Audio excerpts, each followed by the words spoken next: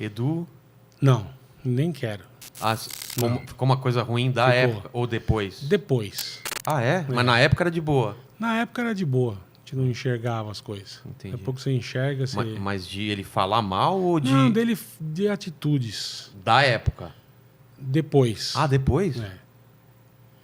Porque lance de ego, essas coisas? É lance de tudo, cara. De mau caráter, de... É mesmo? É.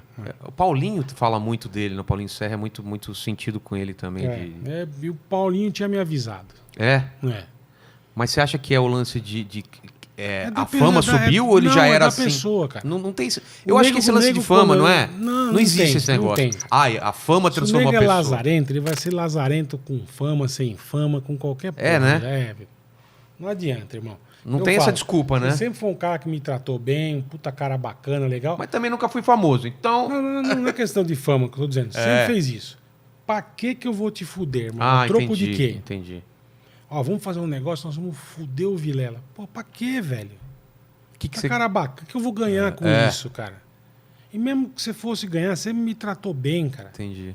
Entendeu? Eu não vou fuder você à toa. Nunca fudi ninguém na minha vida, mas tô dizendo, sabe? E tem nego que não sabe a diferença, acho, dessas coisas, enfim.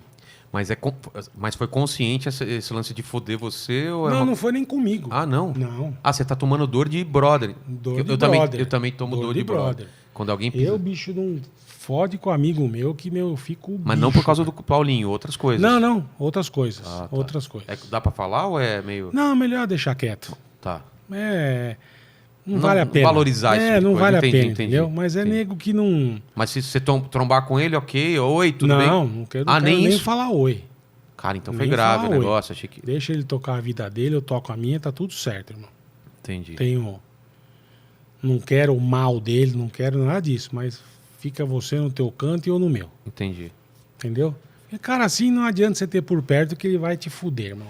Então, Melhor cada um... melhor você ter gente legal perto de você, que é muito mais gostoso.